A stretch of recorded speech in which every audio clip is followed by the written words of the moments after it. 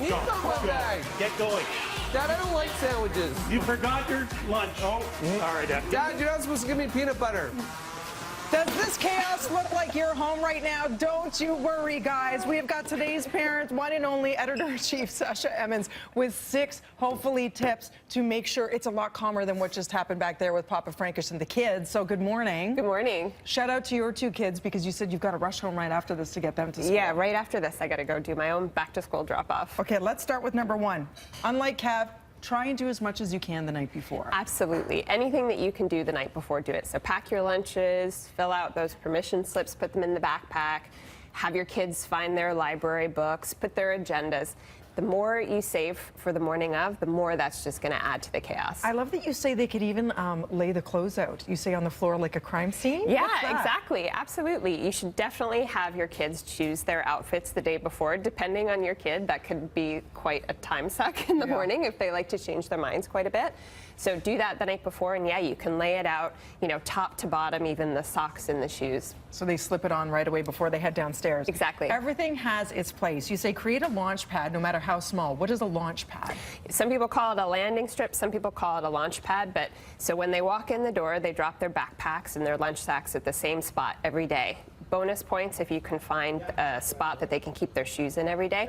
It just cuts down on the confusion. So in the morning, they're not wondering, you know, where's my backpack? Where's my lunch sack? Where are my shoes? Just everything has its place. Put them in the same spot every time, and it'll cut down on the confusion. Even if it's like a big laundry basket or something, just something. Absolutely, absolutely. It can be a big bin. You can put some hooks up, whatever it takes for your house. Okay. Create charts, guys. You can do it. So online, you offer up beautiful guides like these, and you printed this off and had it laminated. We have this on todaysparent.com. We'll tweet it out today, but a morning routine chart is a great idea. That way, mom and dad aren't nagging. It's the chart that's telling you what needs to come next. Little kids can't really keep more than 1 or 2 things in their head. We might, as adults, we might kind of remember everything that we need to do in the morning, although not every morning.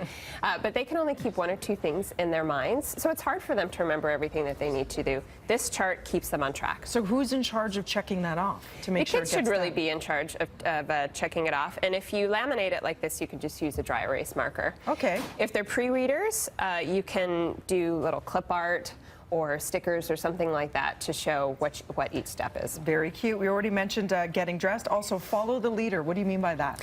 So sometimes just getting everything done in the morning can be a real drag. So if there's any way you can gamify it, that will really help. So this is a tip that you can steal from teachers. So have your kids take turns being the leader, so then they get to tell the other kid, okay, next we do this, next we do this. Another thing you can do is do a race. Sometimes that's when I pull out if I just cannot get my kids to get upstairs to brush their teeth. It'll be like, who can do their teeth first? Who can brush their teeth first? Is there reward to incentivize them? Well, the reward is just bragging rights that you won.